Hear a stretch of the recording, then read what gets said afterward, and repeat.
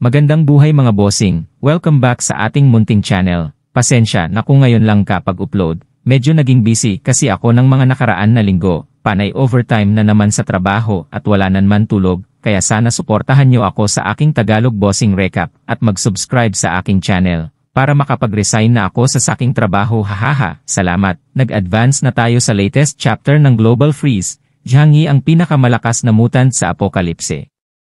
Banata 600.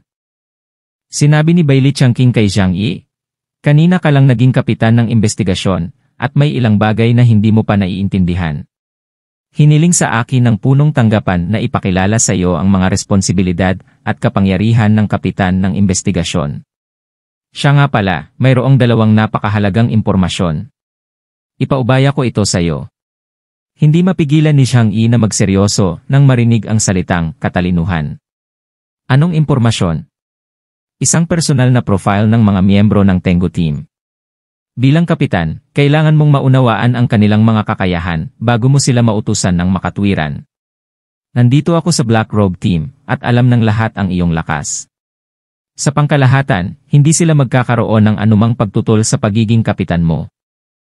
Ngunit para sa Tianchen Team, dahil partikular na mataas ang prestihyo ni Deng Xiantong, ang mga miyembro ng koponan ay sanay na maging mayabang at mayabang. Maaaring hindi sila makumbinsi ng iyong pamamahala ng isang estranghero mula sa labas ng lungsod. Kinindatan siya ni Bailey Changqing at sinabing, kung kinakailangan, maaari mo silang bigyan ng showdown at ipaalam sa kanila kung sino ang boss. Tinitigan ni Zhang Yi si Bailey Changqing na may kakaibang mga mata. Mabuting tao, kumikilos ka para sa personal na kapakanan. Gayunpaman, kung talagang hindi nasisiyahan ang mga tao sa Tianchen Team sa kanyang pamamahala, kailangang turuan sila ni Zhang Yi. So, paano ang iba pang impormasyon? Dahan-dahang inalis ni Bailey Changqing ang ngiti sa kanyang mukha. Ito ang mensaheng ipinadala ni Deng Xiantong sa punong tanggapan bago siya namatay. Ito ang pangunahing sikreto tungkol sa lunar eclipse. Sa madaling salita, ang mga impormasyong ito ay nakuha ni Deng Xiantong kapalit ng kanyang buhay. Medyo naging solemn ang mukha ni Zhang Yi. Wala talaga siyang alam tungkol sa pinuno ng eclipse, si Phoenix Inner Ren. Ang mga katangian at lakas ng kanyang mga kakayahan ay pawang isang misteryo sa kanya. Bagamat natalo si Deng Xiantong sa kanya, sa lakas ni Deng Xiantong, tiyak na mapupwersa niyang mailabas ang mga trump card ng Phoenix Yuan Ren. Ang impormasyong ito ay lubhang napakahalaga. Tara na at tingnan natin. Hiniling ni Zhang Yi kay Bailey Changqing na pumunta sa sala, kung saan nakaupo si Yang Xinxin sa sofa habang nakayakap si Huahua. Nagbuhos si Zhang Yi ng isang tasa ng mainit na tubig para kay Bailey Changqing, at nakahanap si Bailey Changqing ng angkop na posisyon at nagsimulang magpatugtog ng mga video materials. Tingnan muna natin ang ibinalik na impormasyon ni Deng Xiantong. Sabi ni Zhang Yi. Tumango si Bailey Changqing, at pagkatapos ay natagpuan ang impormasyon. Umupo si Zhang Yi sa sofa, at itinulak ang baso ng tubig mula sa mesa, patungo sa gilid ni Bailey Changqing. Tapos tumingin silang tatlo ng seryoso sa screen. Ito ang huling larawang iniwan ni Deng Xiantong sa kanyang buhay. Karamihan sa kanila ay blanko sa harap. Dahil ginamit ni Deng Xiantong ang kanyang kakayahang i-distort ang liwanag, walang kagamitan sa pagre-record ang makakakuha ng mga tumpak na larawan. Puro tunog lang ang maririnig. Gayunpaman, batay sa ilang mga pag-uusap sa pagitan ng dalawa, ang ilang impormasyon ay maaari pa ring makuha. Ang bahaging ito ay ang kakayahan ng Phoenix Academy na maipanganak muli pagkatapos ng kamatayan. Immortal. Ito ay talagang isang napakahirap na kakayahan. Bahagyang kumunot ang noo ni Zhang Yi. Paano haharapin ang isang taong hindi maaaring patayin? Bagamat hindi siya naniniwala na may makakaligtas talaga. Sa bawat oras na muling isilang ang Phoenix Inner, kailangan niyang kumonsumo ng mga supernatural na kapangyarihan o iba pang mga bagay. Ngunit nasaan ang kanyang limitasyon? Sino ang nakakaalam? At maririnig mula sa mga tunog ng labanan na hindi siya mas mababa kay Deng Xiantong sa mga tuntunin ng malapit na labanan. Makalipas ang mahabang panahon, unti-unting nawala ang puting liwanag na bumabalot sa lahat. Sa halip, mayroong walang katapusang pulang apoy. Nakita ni Zhang Yi si Deng Xiantong na napaliligiran ng apoy at sobrang sakit. Nakita ko rin ang nakakatakot na figura na may hubad na katawan na nababalot ng apoy. Phoenix Academy ren ay ngumiti ng mabangis at sumugod ng paulit-ulit. Ganun pa man, hindi pa rin nawawalan ng kakayahang lumaban si Ding Xiantong. Ang puting liwanag na biniyayaan ng banal na katawan ay nakipagkumpetensya sa apoy ng Phoenix at mahigpit din siyang nakikipaglaban kay Phoenix Yuanren. Paulit-ulit na pinatay ni Ding Xiantong si Phoenix Yuanren. Gayunpaman, muling tumayo si Phoenix Yuanren. Ang boses ni Ding Xiantong ay umabot sa pandinig ni Zhang Yi at ng iba pa sa pamamagitan ng video. Ang lalaking ito, nasaan ang kanyang kapalaran? Immortal ba talaga siya? No. This is absolutely impossible. There are no unkillable carbon-based organisms in this world. Dapat may hindi ko pa nadidiscover. Pero, matatalo ba talaga ako? Hindi, may mali. Hindi ako dapat matalo, paano ako matatalo? Kahit na ang kanyang mga kakayahan ay napaka-pervert, ako ay mas malakas kaysa sa kanya. Pero matatalo talaga ako. Dapat may mali. Kaya ayon, naiintindihan ko lahat. May traidor sa loob ng Blizzard City, at may nag-leak ng kakayahan ko. Nang marinig niya ang mga salitang ito na binigkas mismo ni Ding Xiantong, hindi napigilan ni Zhang Yi na hawakan ang tasa ng mas mahigpit. Napataas ang kanyang kilay, at ang pagdududa sa kanyang puso ay lalong lumakas. Talaga bang may nunal sa loob ng Blizzard City? Madilim na tinitigan niyang singsin ang screen, ngunit ang kanyang ekspresyon ay hindi pangkaraniwang kalmado. Ngunit alam ni Zhang Yi na nag-iisip din siya ng baliw sa kanyang puso. Nanatiling gaya ng dati ang ekspresyon ni Bailey Changqing. Halatang hindi ito ang unang pagkakataon na napanood niya ang video na ito. Nagmura si Zhang Yi sa kanyang puso, kaya tiyak na nakita ito ng nangungunang pamunuan ng Blizzard City. Nabasa ito ni Zhu Zeng, at gayon din si Deng Yuanbo. Naghinala silang lahat na may nunal sa Blizzard City. Kaya naman napakasigla mo sa pagrekomenda sa akin na maging kapitan ng Tengu. O may balak ba silang gamitin ako para mangakit ng mga taksil? Hindi ka madaling magtiwala sa sinuman. Kahit si Zhu Zeng. Si Zhang Yi ay parang langaw na walang ulo. Bilang outsider, hindi niya naiintindihan ang inside story. Wala siyang alam tungkol sa power struggle sa mga pangunahing paksyon sa Blizzard City. Kaya naman, hindi siya makapagkomento sa bagay na ito. Gayunpaman, dapat niyang iwasan ang pagiging kasangkot sa lahat ng mga gastos. Mabilis na nabawi ni Zhang Yi ang kanyang mga iniisip at nagpatuloy sa pagtingin sa data ng video. Sa video, malinaw na nasa bingit ng pagbagsak si Ding Xiantong at hindi na makahawak. Sa pagharap kay Phoenix Yuanren na maaaring muling mabuhay mula sa mga patay, si Ding Xiantong ay walang paraan upang masira ito sa ngayon. Ngunit tila alam na alam ng Phoenix Infernal Ren ang kanyang mga kakayahan at maging ang kanyang mga paraan ng pag-atake. Sa huli, nawalan ng lakas si Phoenix Inner para suportahan ang kanyang katawan at nahulog sa mga guho. Dumating ang mahina niyang boses. Makinig ako, ahem, alam kung ano ang kaya niya. He can see into the future and see the way I attack. Remember, you must be careful about this. Dapat, gamitin natin ang batas ng sanhi at epekto para harapin siya. Sa larawan, isang malaking naglalagablab na kamao ang sumuntok sa kanyang mukha. Hayaan mo si Zhang Yi. Iniwan ni Ding Xiantong ang huling tatlong salita, at pagkatapos ay ganap na nabalot ng puting liwanag ang eksena. Alam ng lahat na ito ang bombang ginamit ng mga figure sa antas ng kapitan noong pinili nilang sirain ang sarili. Dito nagtatapos ang data ng video ni Ding Xiantong. Pinagkrus ni Zhang Yi ang kanyang mga kamay at isinabit ang mga ito sa kanyang harapan, nag-iisip ng mabuti. Ang huling larawang iniwan ni Ding Xiantong ay nagpahayag ng napakaraming impormasyon. Makikita kaya ni Phoenix Yuanren ang kinabukasan ni Ding Xiantong. Ang kakayahang ito na sinamahan ng katangian ng immortalidad ay simpleng kawalan ng pag-asa. At ang kanyang huling pangungusap na hayaan mo si Zhang Yi. Isang hindi kumpletong pangungusap na may tatlong salita lamang ang nagtulak kay Zhang Yi sa harap ng matataas na opisyal ng Blizzard City. Ang batas ng sanhi at bunga. Naunawaan ni Zhang Yi ang kahulugan ng pangungusap na ito sa kanyang puso.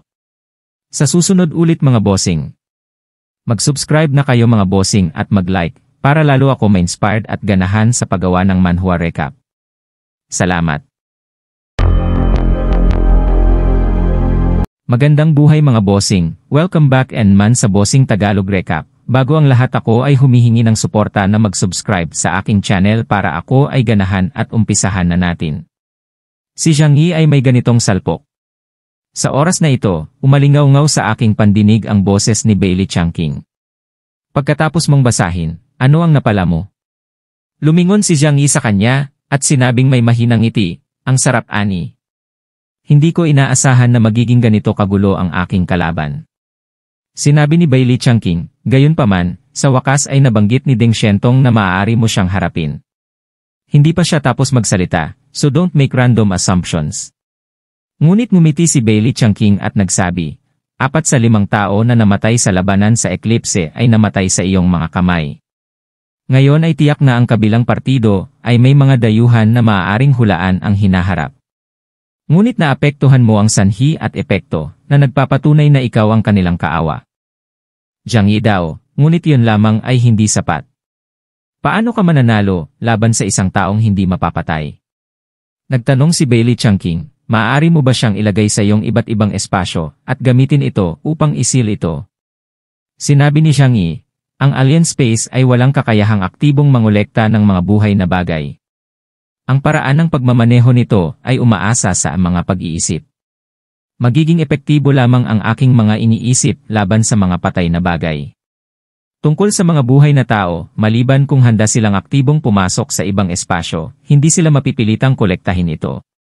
Tinampal ni Bailey Changqing ang kanyang hita, simple lang. Hatiin muna siya, at pagkatapos ay itapon sa ibang espasyo. Iyon na.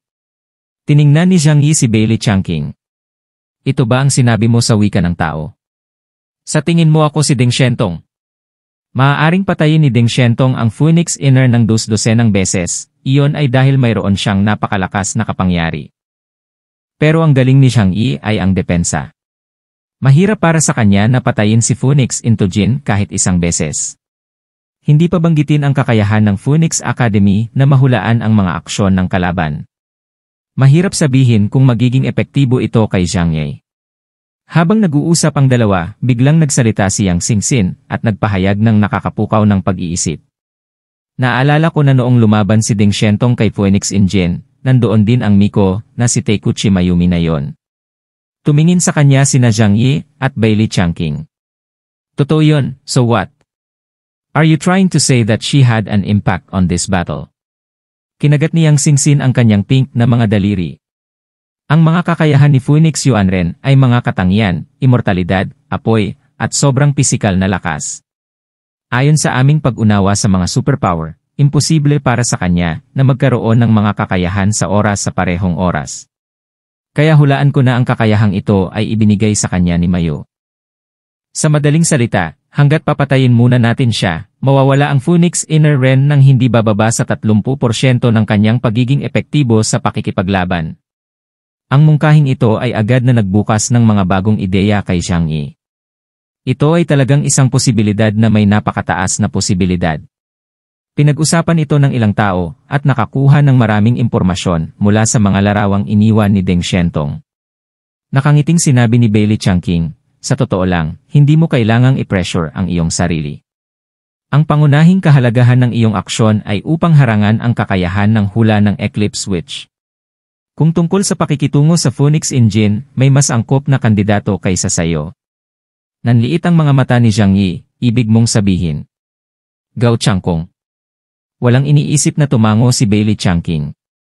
Ang kakayahan ni Gao Changqing ay aktual na angkop sa pakikitungo kay Phoenix Yuanren. Siyempre, hindi ko masasabi sa iyo kung ano ang kanyang kakayanan ngayon pero kung tama ang hula ko, siya ang mamumuno sa operasyong ito. At ikaw, tulad ng dati, ay mas makikipagtulungan sa kanya. Si Bailey Changqing ay kaibigan ni Gao Changqing at kanyang tagahanga. Kaakibat ng pag-unawa sa mga kakayahan ni Gao Changqing at bahagyang pag-unawa sa mga kakayahan ni Zhang Yi. Matatag siyang naniniwala na ang punong tanggapan ang mangunguna kasama si Gao Changqing para isagawa ang susunod na misyon ng paglipol sa Eclipse Moon. Madilim ang mga mata ni Zhang Yi at hindi niya pinabulaanan ang mga salita ni Bailey Changqing. Mula sa isang theoretical na pagsusuri, walang mali sa sinabi ni Bailey Changqing. Ngunit si Bailey Changqing ay isang sundalo lamang kung tutuusin, at hindi niya maintindihan kung ano ang power struggle. Si Gao Changkong ay may mas mahusay na combat literacy at command capabilities kaysa kay Zhang Yi. Gayunpaman, ang kanyang pagkakakilanlan ay nangangahulugan na hindi siya maaaring maging pinuno ng Opera. Ang matataas na tagumpay ay nabigla sa master, ito ang pinakamalaking bawal ng pagiging subordinate sa buong panahon. Sa madaling salita, kahit na si Gao Changkong ay gumawa ng pinakamalaking kontribusyon sa panahong iyon, ang Blizzard City ay tututuon sa pagsulong ng mga tagumpay ni Zhang Yi sa halip na siya. Mamaya ka na mag-usap. Tinampal ni Zhang Yi ang kanyang hita, nga pala, ako na nga pala ang kapitan ng Tengu Team. Maaari ba akong tumanggap ng mga armas at kagamitan sa antas ng kapitan? Tinuro niya si Yang Xingxin, mayroon pa akong 3 katulong. Isasama rin sila sa Tengu Team pansamantala. Nasabi ko na kay Zhu Shuai ang tungkol dito. Kaya kailangan din nilang kunin ang mga gamit nila. Tumango si Bailey Changqing. Walang problema iyan. Sabihin mo lang sa akin kung anong kagamitan ang kailangan mo at kukuha ako ng magpapadala nito mamaya. Lalong lumakas ang ngiti sa labi ni Zhang Yi. Umiling siya, hindi, mag-isa tayong pumunta di. Kailangan ko pa ng mga armas. Unti-unting nanlaki ang mga mata ni Bailey Changqing. Tiningnan niya si Zhang Yi na may kakaibang ngiti sa kanyang mukha, at tila hulaan kung ano ang gagawin ng lalaking ito. Di nagtagal, nakatanggap si Zhu Zeng, na nagtatrabaho pa rin sa opisina, ng ulat mula sa quartermaster. Ano? Nakatanggap si Zhang Yi ng maraming armas. Isang napakalaking batch. Zhu Shuai, ginamit niya ang kanyang space power para makatanggap ng malaking bilang ng mga armas. Ang bilang ay medyo exaggerated. Bulong ng quartermaster sa sulok. Hindi niya maiwasang lumingon at tumingin kay Zhang Yi na nagwawalis ng mga paninda sa bodega. Matapos maging quartermaster sa loob ng maraming taon, ito ang unang pagkakataon na nakatagpo siya ng ganitong paraan ng pagtanggap ng mga supply. Parang isang tiyahin na namimili sa isang kalahating presyo na supermarket. Nag-isip sandali si Zhu Zeng, ngumiti at umiling. Talagang sinusunod ng batang ito ang espiritu ng, kung hindi mo ito sasamantalahin, ikaw ay isang bastard. Yun lang, ibigay mo na lang sa kanya ang kailangan niya. Anyway, ordinaryong thermal weapon lang sila. Sa katapusan ng mundo, ang kapangyarihan ng mga sandata na ito ay lubhang humina. At hindi sila napakahirap gawin. Bakal at pulbura lang ang kailangan mo at makakakuha ka pa ng mas maraming kailangan mo. Nakatanggap si Zhang Yi ng maraming kagamitan at pagkatapos ay bumalik sa villa sa Area A. Mamaya, opisyal na bubuuin ni Zhu Zenghui ang pangkat ng Tengu at ipaalam sa lahat ang tungkol sa paghirang kay Zhang Yi bilang kapitan. Walang pakialam si Zhang Yi sa mga bagay na ito. Magandang buhay mga bossing, welcome back naman sa Bossing Tagalog Recap. Sa mga hindi pa nagsusubscribe dyan, kayo ay mag-subscribe na, dahil malaking tulong ito sa paglago ng ating channel. Tara at umpisahan na natin ang pagpapatuloy ng Global Freeze. Zhang Yi ang pinakamalakas na bida sa Apokalipse mamaya, opisyal na bubuuin ni Zhu Zenghui ang pangkat ng Tengu at ipaalam sa lahat ang tungkol sa paghirang kay Zhang Yi bilang kapitan. Walang pakialam si Zhang Yi sa mga bagay na ito. Ang maling reputasyon mismo ng Blizzard City ay hindi isang bagay na pinahahalagahan niya. Gayunpaman, nag-aalala pa rin siya sa sitwasyon sa panig ni Liang Yu. Bagamat mula sa antas na makatuwiran, naunawaan niya na imposible para sa pamilya Deng na gumawa ng kahit ano kay Liang Yu sa oras na ito. Ngunit ang kanyang pangmatagalang maingat na ugali ay naging dahilan upang hindi niya isuko ang kanyang pakiramdam ng pag-aalala. Bandang 9:00 ng gabi, tinawagan ni Liang Yu si Zhang Yi. Mabilis na sinagot ni Zhang Yi ang tawag. Liang Yu, kumusta ka na ngayon? May nararamdaman ka bang kakaiba? Sa kabilang dulo ng telepono, si Liang Yu ay nakasuot lamang ng mapusyaw na asul na lab coat, na tinatakpan ang mahahalagang lugar at inilalantad ang kanyang toned figure. Napapaligiran siya ng mahigit 100 mga tauhan na nakasuot ng puting protective suit, at sa likuran niya, may isang malaking asul na experimental cabin. Inihahanda pa ng mga tauhan ang panghuling gawain. Naramdaman ni Liang Yu ang pag-aalala sa tono ni Zhang Yi, at nakaramdam ng init sa kanyang puso. She said, na kumpleto na ang preliminary preparations. Next, papasok ako sa experimental cabin na inihanda nila para sa akin. Tatagal ang experiment ng 3 araw bago ako makalabas. Sa panahong ito, hindi na kita makontak. Saglit na natahimik si Zhang Yi, gustong magsabi ng isang bagay tulad ng mag-ingat, ngunit nadama na hindi ito angkop para sa okasyon. Matapos itong hawakan ng mahabang panahon, sinabi niya, hinihintay kitang bumalik.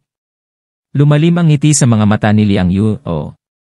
Pagkatapos ng simpleng pag-uusap ng dalawa, ibinigay ni Liang Yu ang telepono sa staff, na tinatakan ito at inilagay sa safe. Pagkatapos ay lumapit ang isang babaeng staff at hiniling si Liang Yu na mahiga sa experimental cabin. Tumango si Liang Yu at ginawa ang sinabi niya.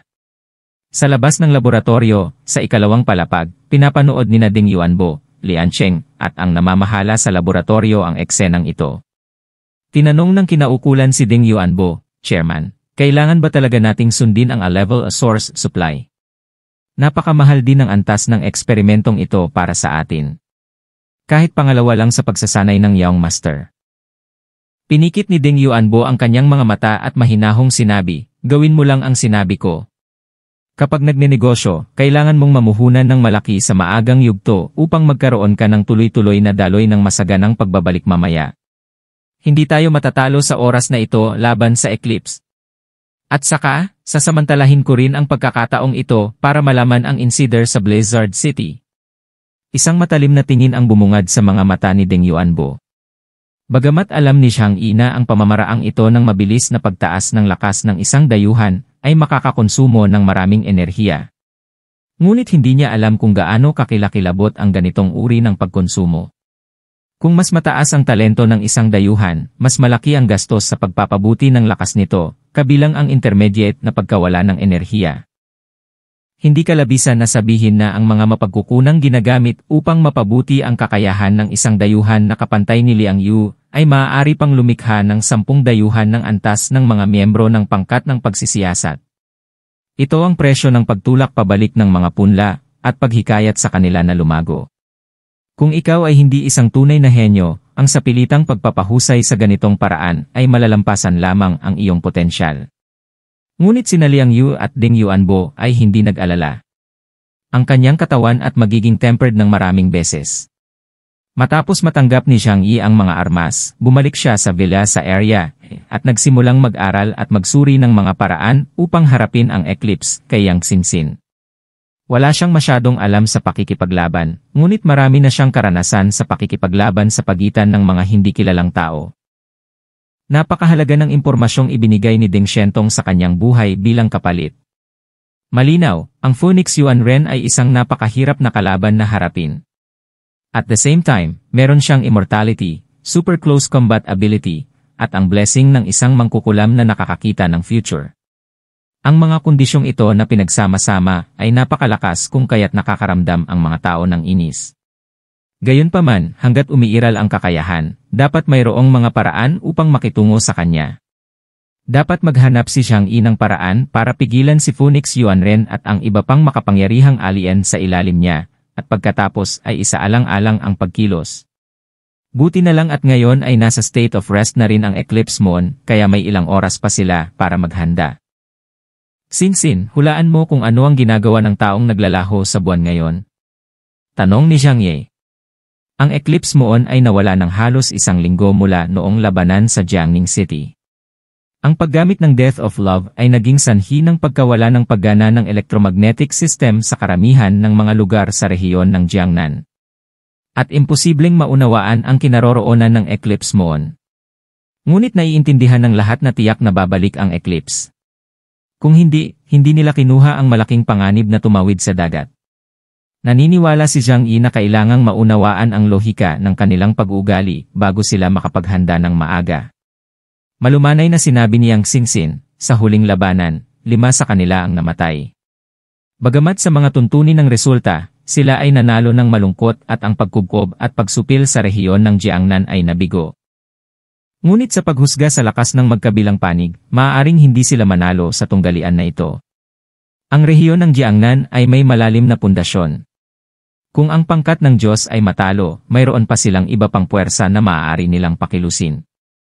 Gayunpaman, mahirap para sa Eclipse na makabawi dito sa pamamagitan ng mga tropa. Kaya, tumingin siya kay Zhang Yi, Kumikislap ang kanyang mga mata na parang maitim na bituin. Sa palagay ko ay magdadala sila ng mga katulong sa susunod na babalik sila. Nag-cross hands si Zhang Yi sa harap niya, tulong. Kasama ba nila sa niyon? Bagamat mula sa pananaw ng katalinuhan, ang Eclipse ay kabilang sa elite na istruktura ng koponan at walang ibang mga kasama. Ngunit bilang isang landing party, dapat mayroong Ronin na may parehong ideya sa kanila. Nang makita na ang Eclipse ay nagdulot ng malalaking alon sa rehiyon ng Jiangnan, maaaring may matukso at sumunod sa kanila upang subukang kumuha ng isang piraso ng pi. Sinabi niyang Sinsin, susunod, ang mga kalaban na makakaharap natin ay maaaring magmula sa anumang puwersa. Ang mundo ay hindi kailanman naging pareho mula noong panahon ng yelo. Okay lang para sa Huaxu country. We have the world's top power and can maintain our basic base. Pero sa karamihan ng mga lugar sa Timog Silangan, maraming maliliit na bansa. Wala silang kapangyarihan ng napakalaking natural na kapangyarihan sa lugar, kaya sila ay nagkakawatak-watak. Kung tama ang hula ko, naging magulo na ang Southeastern Region, pati na ang Southern Sea Area. Mas marami pang private military organizations. Maaaring salakayin ng mga masasamang tao ang hangganan. Posible rin itong ilipat ng mga taong naglalaho sa buwan. Napabuntong hininga si Zhang Yi, kaya, kinainisan ko lang ang mga ahas, insekto, daga, at langgam na yon. Bagamat hindi sila masyadong nakamamatay, kung marami sila, madali nilang magalit ang mga tao. Ang tanging magandang balita, ay ang mga lugar na iyon ay medyo pira-piraso, at ang populasyon ay hindi malaki. Maging ang pinagsama-samang populasyon ng ilang maliliit na bansa, ay hindi kasing laki ng sa Qianhai City. Pangalawa, medyo atrasado din ang kanilang teknolohiya. Sa makatuwid, sa naturang lugar, ang posibilidad ng paggawa ng mga estranghero na may mataas na antas ay medyo maliit. Habang iniisip ni Zhang Yi ang tungkol sa susunod na round ng pagkukob at pagsugpo sa Eclipse Moon, isang undercurrent ang umaagos sa Blizzard City, at walang sinuman ang walang ginagawa. Lahat ay nakatingin sa linya ng lunar eclipse. Marahil para sa mga ordinaryong tao, ang pagkakaroon ng lunar eclipse ay isang kahihiyan na dapat nilang hugasan ng dugo. Ngunit para sa iba't ibang paksyon sa Blizzard City, ito ay isang kompetisyon para sa kapangyarihan.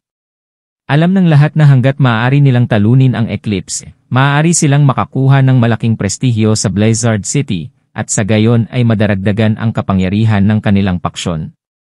Bilang tugon, ipinatawag ni Zhu Zeng ang buong senior staff ng Blizzard City. Ang nilalaman ng pulong ay ang plano para sa susunod na pag-atake sa Eclipse Moon. Kinabukasan, partikular na masigla ang Combat Command Center. Napakaraming tao ang dumalo sa pulong na ito, at lahat ng mga kilalang tao mula sa Blizzard City ay dumating. Hindi lang sina Zhu Zeng, Tu Yunli at iba pa, kundi pati na rin ang ilang middle at high-level na manager ang lumitaw dito.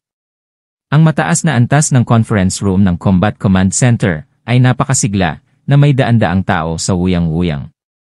Ang pagtitipon ng ganitong sukat ay napakabihirang sa kasaysayan ng Blizzard City. Si Zhang Yi ay hindi halata ang kanyang reputasyon, ngunit ang pagpatay sa 4 na Eclipse Moon sa huling operasyon ng pagkugkob at pagsugpo ang nakakuha ng atensyon ng ilang tao. Pero nang humarap siya sa venue, wala masyadong tao ang sabik na sumalubong sa kanya. Sa karamihan, may magsasabi ng magalang na pagbati, tumango at ngiting magalang.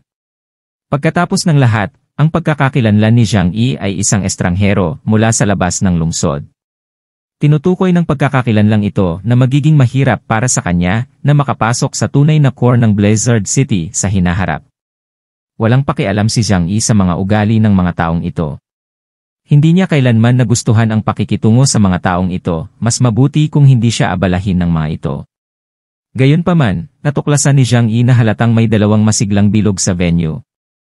Isang bilog na nakasentro kay Tu Yunli, ang direktor ng Department of Operations. Siya ay palaging nakasuot ng unipormeng militar, ang kalahati ng kanyang mukha ay palaging natatakpan ng kwelyo, at mayroon siyang hindi maarok na kahulugan ng misteryo. Ang kabilang bilog ay ang Samsara Team Circle na pinamumunuan ni Gao Changkong.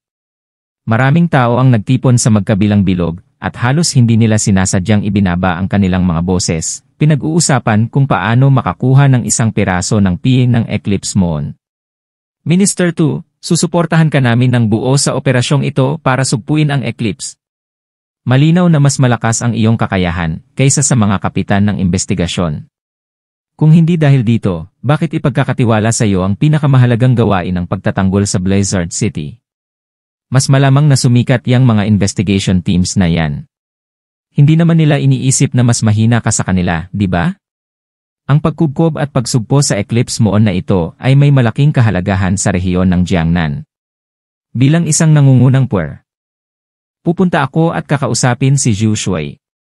Si Tu Yunli ay napapaligiran ng ilang matataas na opisyal mula sa Blizzard City. Kabilang sa kanila ang mga pinuno ng Administration Department at Finance Department na pawang nakasuot ng suit at leather na sapatos. Hindi gaanong nagsalita si Tu Yunli, ang lamig ng ekspresyon niya gaya ng dati, ngunit magalang siyang yumuko at nagpasalamat sa kanila. Para kay Gao Changkong, dumating siya ngayon kasama ang kanyang mga vice captain na sina Ji Yushen at Guman. Kung ikukumpara kay Tu Yunli, mas marami siyang tao sa kanyang bilog. Ang Gao Changkong ay karaniwang masikat. Siya ay palakaibigan sa iba at hindi kailanman nakikialam. At sa gitna at mababang antas ng Blizzard City, halos pinakamataas ang boses niya. Maliban na sa mata ng ilang kababaihan, siya ay bahagyang mahina kaysa sa pangalawang henerasyong super rich na si Ding Shentong, kakaunti ang mga tao sa Blizzard City na ang kasikatan ay maihahambing sa kanya. Kapitan Gao, dapat mong pasanin ang pasanin sa pagkakataong ito. Sana ay matupad mo ang iyong misyon at matagumpay na makumpleto ang misyon. Hanggat magtagumpay ka sa pagkakataong ito, kahit na ikaw ay mula sa isang mababang background, maaari kang umasa sa merito na ito upang umangat sa tuktok. Kasama ang aming rekomendasyon, maaaring hindi mo makapasok sa core ng kapangyarihan sa Blizzard City sa hinaharap. Mukhang napahiya si Gao Changkong, nagbibiro ang lahat, ako, si Gao Changkong, ay walang ibang ideya. Bilang isang sundalo, tungkulin kong protektahan ang kaligtasan ng Jiangnan Region at panatilihin ang kaluwalhatian ng Jiangnan Region. Dahil dito, walang awa kung aalisin ang anumang kaaway na darating sa akin. Nang banggitin niya ang eclipse ng buwan, ang kanyang mga mata ay kasing talas ng isang espada. Ang mga kinatawan ng mga nakapaligid na paksyon na sumuporta sa kanya ay lubos na nasiyahan sa kanyang saloobin at tumango ng may ngiti. Naunang dumating si Zhang Yi at ang iba pa, kaya naghanap sila ng mapaghihintayan. Pagkaraan ng ilang sandali, dumating si Bailey Changqing sa venue. Nang makita niya si Zhang Yi, dali-dali siyang lumapit para kumustahin. "Hey, MY Captain. Bakit ka nakaupo dito?" Lumapit si Bailey Changqing nang nakangiti, at pagkatapos ay masuyong niyakap ang mga balikat ni Zhang Yi. Si Zhang Yi ay mukhang malungkot na nakaupo dito. Kung ikukumpara sa sikat na Gao Changkong at Tu Yunli, hindi siya kahanga-hanga. Bahagyang ngumiti si Zhang Yi, lahat ay gustong pukawin ang init, at walang gustong maghalo ng malamig na kanin. Ako, isang dayuhan mula sa labas ng lungsod, ay hindi kailanman napaboran ng mga malalaking shot sa Blizzard City, kahit na hawak ko ang posisyon ng kapitan ng Tengu. Hinimas ni Bailey Changqing ang kanyang may balbas na baba. Wala tayong magagawa tungkol dito. Anumang oras, magkakaroon ng hierarchical chain of contempt. Bilang isang dayuhan mula sa labas ng lungsod, ikaw ay medyo hinahamak sa mata ng karamihan ng mga tao sa Blizzard City. Mas masahol pa kay Gao Changkong na umakyat mula sa ilalim ng Blizzard City. Kung ano man ang isipin nila, walang pakialam na umiling si Zhang Yi. By the way, Bailey, sino ang mas gusto mo? Nagtaas ng makahulugang ngiti si Zhang Yi sa gilid ng kanyang bibig, at nakangiting tumingin kay Bailey Changqing. Lumibot ang mga mata ni Bailey Changqing sa dalawang bilog, tinitingnan si Tu Yunli, at pagkatapos ay sa sobrang sikat na Gao Changkong. Umupo siya sa tabi ni Zhang Yi, at bumulong, pareho silang nagsumite ng mga liham ng hamon kay Zhu Shui, umaasang pangunahan ang operasyon upang palibutan at sugpuin ang Eclipse Moon. Pero sa ngayon, parang mas malaki ang pag-asa ng Samsara team. Dahil kailangan ni Yan Yunwei na ipagtanggol ang Blizzard City. Kahit na si Tu Yunli ay napakalakas at may kakayahang gumabay sa malalaking labanan. Ngunit ang kaligtasan ng matataas na opisyal ay nangangailangan pa rin ng kanyang proteksyon. Kaya kung kailangan kong pumili ng isa sa dalawang taong ito, iboboto ko pa rin si Gao Changkong. Biglang malamig na sinabi ni Yang Xingxin, sila lang ba ang pinili mo? Saglit na natigilan si Bailey Changqing. Pagkatapos ay nakita niya ang makahulugang ngiti ni Zhang Yi, at napagtanto na hindi niya napapansin si Zhang Yi. Ngunit maaari bang maging pinuno ng operasyong ito si Zhang Yi? Tumawa si Bailey Changqing, "Zhang Yi, bakit hindi ka pumunta dito? Hindi ka ganoong klase ng tao." Kilalang kilala ni Bailey Changqing si Zhang Yi, at alam niyang hindi siya ang uri ng tao na mahilig makipagkumpetensya para sa katanyagan at kayamanan. Kung maaari, mas gugustuhin ni Zhang Yi na humiga sa bahay kaysa makisali sa anumang gawain. Dahil kailangan ni Yan Yunwei na ipagtanggol ang Blizzard City. Kahit na si Tu Yunli ay napakalakas at may kakayahang gumabay sa malalaking labanan. Ngunit ang kaligtasan ng matataas na opisyal ay nangangailangan pa rin ng kanyang proteksyon. Kaya kung kailangan kong pumili ng isa sa dalawang taong ito, iboboto ko pa rin si Gao Changkong. Biglang malamig na sinabi ni Yang Xingxin, "Sila lang ba ang pinili mo?" Saglit na natigilan si Bailey Changqing. Pagkatapos ay nakita niya ang makahulugang ngiti ni Zhang Yi, at napagtanto na hindi niya napapansin si Zhang Yi. Ngunit maaari bang maging pinuno ng operasyong ito si Zhang Yi? Tumawa si Bailey Changqing, "Zhang Yi, bakit hindi ka pumunta dito? Hindi ka ganoong klase ng tao." Kilalang kilala ni Bailey Changqing si Zhang Yi, at alam niyang hindi siya ang uri ng tao na mahilig makipagkumpetensya para sa katanyagan at kayamanan. Kung maaari, mas gugustuhin ni Zhang Yi na humiga sa bahay kaysa makisali sa anumang gawain. Magandang buhay mga bossing, welcome back naman sa ating munting channel, at kung kayo ay hindi pang kakasubscribe ay mag-subscribe na, dahil malaking tulong ito sa paglago ng ating channel. Ating umpisahan na ang pagpapatuloy ng Global Freeze. Zhang Yi ang pinakamalakas na mutant. Pagkaraan ng ilang sandali, dumating si Bailey Changqing sa venue. Nang makita niya si Zhang Yi, dali-dali siyang lumapit para kumustahin. "Hey, MY Captain. Bakit ka nakaupo dito?" Lumapit si Bailey Changqing nang nakangiti, at pagkatapos ay masuyong niyakap ang mga balikat ni Zhang Yi. Si Zhang Yi ay mukhang malungkot na nakaupo dito. Kung ikukumpara sa sikat na Gao Changkong at Tu Yunli, hindi siya kahanga-hanga. Bahagyang ngumiti si Zhang Yi, lahat ay gustong pukawin ang init, at walang gustong maghalo ng malamig na kanin. "Ako, isang dayuhan mula sa labas ng lungsod, ay hindi kailanman napaboran ng mga malalaking shot sa Blizzard City, kahit na hawak ko ang posisyon ng kapitan ng Tengu." Hinimas ni Bailey Changqing ang kanyang may balbas na baba. "Wala tayong magagawa tungkol dito. Anumang oras, magkakaroon ng hierarchical chain of contempt. Bilang isang dayuhan mula sa labas ng lungsod, ikaw ay medyo hinahamak sa mata ng karamihan ng mga tao sa Blizzard City. Mas masahol pa kay Gao Changkong na umakyat mula sa ilalim ng Blizzard City. Kung ano man ang isipin nila." Walang pakialam na umiling si Zhang Yi. "By the way, Bailey, sino ang mas gusto mo?" Nagtaas ng makahulugang ngiti si Zhang Yi sa gilid ng kanyang bibig, at nakangiting tumingin kay Bailey Changqing. Lumibot ang mga mata ni Bailey Changqing sa dalawang bilog, tinitingnan si Tu Yunli, at pagkatapos ay sa sobrang sikat na Gao Changkong. Umupo siya sa tabi ni Zhang Yi, at bumulong. Pareho silang nagsumite ng mga liham ng hamon kay Zhu Shuai, umaasang pangunahan ang operasyon upang palibutan at sugpuin ang Eclipse Moon. Pero sa ngayon, parang mas malaki ang pag-asa ng Samsara Team. Kailangan kasi ni Yan Yunwei na ipagtanggol ang Blizzard City.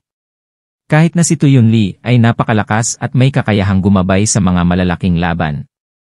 Ngunit kailangan pa rin ng kaligtasan ng matataas na opisyal ang kanyang proteksyon. Kaya kung kailangan kong pumili ng isa sa dalawang taong ito, iboboto ko pa rin si Gao Changkong.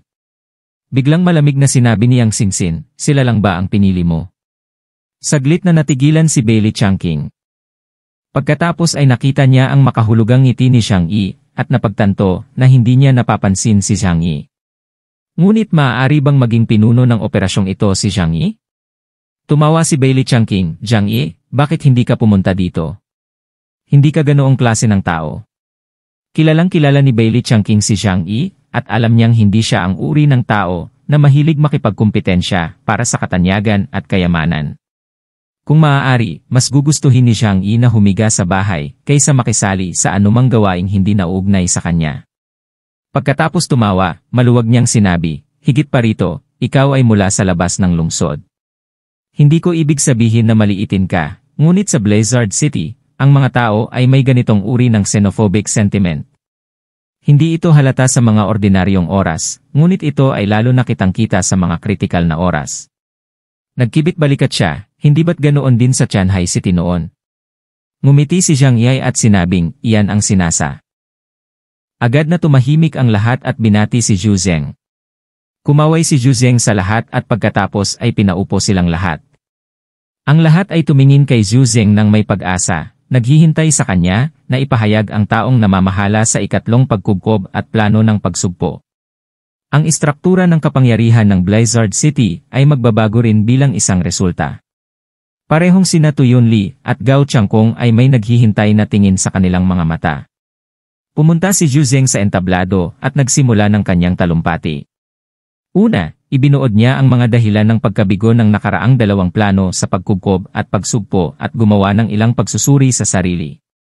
Ngunit hindi nagtagal, binanggit niya ang kanyang natamo mula sa dalawang misyon ng pagkubkob at pagsugpo. Narito, gusto kong i-highlight ang isang tao. Iyon ay si Zhang Yi mula sa Tianjai City. Sa ikalawang pagkubkob at pagsugpo sa misyon, nag-iisang pinatay niya ang 4 na miyembro ng Eclipse at nailigtas ang mukha ng Jay. Dahil sa pambihirang tagumpay na ito, ang pambihirang personal na katapangan ni Zhang Yi, at ang kanyang katapatan sa rehiyon ng Jiangnan. Nagpasya akong bumuo ng bagong pansamantalang pangkat ng investigasyon, kasama ang Black Robe Investigation Team, at ang Tianxian Investigation Team bilang core, pinangalan ng Tengu, at hinirang si Zhang Yi bilang pinuno ng pangkat ng investigasyon. Sa sandaling lumabas ang mga salitang ito, nagkaroon ng maraming talakayan sa ibaba. Gayunpaman, ang mga ekspresyon ng lahat ay hindi masyadong nagulat. Ang balitang ito ay matagal ng usap-usapan sa mga matataas na opisyal. Naiintindihan din ng lahat na kailangan talaga ang ganitong bagong puwersa. Bukod dito, si Zhang Yi ay may karanasan sa pakikipaglaban sa Eclipse at nakamit ang mahusay na mga resulta, kaya makatuwiran para sa kanya na maglingkod bilang kapitan. Ngunit ang sumunod na sinabi ni Zhu Zeng ay nagpaiba sa pakiramdam ng maraming tao. Dahil hindi man lang binanggit ni Zhu Zeng sina Tu Yunli at Gao Changkong, ngunit palagi niyang itinataguyod ang namumukod tanging mga personal na gawain ni Zhang Yi, na tinatawag siyang isang bihirang henyo. Mula ngayon, para sa pagiging kumpidensyal ng mga senior combatant, hindi na namin tatawagin si Zhang Yi sa kanyang pangalan. Sa halip, tatawagin siya sa codename Chos O. Katulad nito, ang mga piling miyembro ng iba pang mga unit ng labanan ay tinatawag na lahat sa pamamagitan ng kaukulang mga pangalan ng code sa labas ng mundo. Ang mga maaaring magkaroon ng codename ay pawang mga elite. Halimbawa, ang mga miyembro ng pangkat ng pagsisiyasat at ang antas ng pinuno ng squad o mas mataas na bilang sa Yanyan Guard ay lahat ay may kaukulang mga titulo. Noong nakaraan lamang, ang mga pangalan ng code na ito ay ginagamit lamang sa panahon ng pagpapatupad ng mga gawain. Gayunpaman, ang Tengu Squad ay pansamantalang pagtatatag lamang. At ang salitang mula ngayon ay hindi pangkaraniwan kahit paano mo ito marinig. Sa pakikinig sa tono ni Zhu Zeng, napagtanto ng lahat na medyo banayad ang sitwasyon. Ibinaba ni Gao Changkong ang kanyang mga mata, nag-iisip. Nakasimangot din si Tu Yunli. Ano ang ibig sabihin ni Zhu Shui? Ang mga mata ni Bailey Changqing, na nakaupo sa tabi ni Zhang Yi, ay unti-unting nagbago at tumingin siya kay Zhang Yi. I murmured in my heart, hindi impossible naman di ba? Habang nasa isip niya ito, narinig niya ang boses ni Zhu Zeng. Batay sa aking maingat na pagsasaalang-alang, napagpasyahan kong ang Tengu Team ang mangunguna sa susunod na operasyon upang palibutan ang Eclipse Moon. Ang Samsara Team ang mananagot sa pakikipagtulungan sa Tengu Team. At si Zhang Yi ang pinakamataas na commander sa larangan ng digmaan. Ang Combat Command Center ay magbibigay ng gabay sa larangan ng digmaan. Sa sandaling lumabas ang mga salitang ito, sumabog ang buong venue. Bagamat lahat sila ay may mataas na kalidad na mga talento, at sa pangkalahatan, ay hindi mawawala ang kanilang kalmado sa harap ng isang mataas na antas na tao tulad ni Zhu Zeng, ang kasalukuyang sitwasyon ay nagulat sa lahat at lumampas sa kanilang imahinasyon. Ano? Hayaan ng isang estranghero mula sa labas ng lungsod na magsilbing Commander-in-Chief ng operasyong ito. Anong mga kwalifikasyon ang mayroon siya? Kahit sa kasikatan o taktikal na kakayahan, maikukumpara niya sina Gao Changkong at Tu Yunli. Masyado itong pambata. Gayunpaman, dahil ginawa na ni Zhu Shuai ang desisyong ito, dapat ay pinag-isipan niyang mabuti ito. Mukhang ang Zhang Yi na ito ay talagang namumukod tangi. Ang ilang mga tao ay nag-isip sa kanilang sarili. Nagawa niyang pumatay ng 4 na miyembro ng Eclipse. Napakalakas niya. Pero kung siya ang mag-utos sa mga taong tulad ni Gao Changkung at Tu Yunli, boss. Ang ilang mga tao ay mabilis na nalaman ang sikreto. Nag-aalala ba si Zhu Shuai na ang kanyang mga dakilang tagumpay ay mabigla sa kanyang Panginoon? Kaya naman pumili siya ng isang madaling kontrolin na dayuhan mula sa labas ng lungsod upang gampanan ang mahahalagang responsibilidad. Ngunit kung siya ay hindi sapat na kaya, at ang ikatlong pagkubkob at pagsugpo ay mabibigo, ang problema ay magiging napakalaki. Ang bawat isa ay may kanya-kanyang iniisip. Mabilis na nabawi ni Tu Yunli ang kanyang kalmado pagkatapos magmukhang natulala. Para naman kay Gao Changkung, mukhang nagalit si Ji Yoshen at tuwang-tuwang sinabi, "Sino siya? Pwede rin siyang maging commander natin." Umiling si Gao Changkung sa kanya. Dapat may dahilan si Zhu Shuai sa kanyang desisyon. At narinig ko rin na kakaiba itong si Zhang Yi. Si Gao Changkung ay may magandang relasyon kay Bailey Changqing, kaya nabalitaan niya ang tungkol sa ilan sa mga ginawa ni Zhang Yi. Si Zhang Yi ay mukhang kalmado. Binati na siya ni Zhu Zeng at Deng Yuanbo tungkol sa bagay na ito, kaya hindi na siya nagulat. Sa kabaligtaran, mukhang nalilito si Bailey Changqing. Tumingin siya kay Zhu Zeng sa stand, at pagkatapos ay kay Zhang Yi na mukhang kalmado, at pagkatapos ay napagtanto niyang matagal nang alam ni Zhang Yi ang lahat. Tinampal niya ang noo niya. Hindi katakatakang pumayag kang tanggapin ang posisyon bilang kapitan ng Tengu Team. Lumalabas na ipinangako sa iyo ni Zhu Shuai ang napakalaking benepisyo.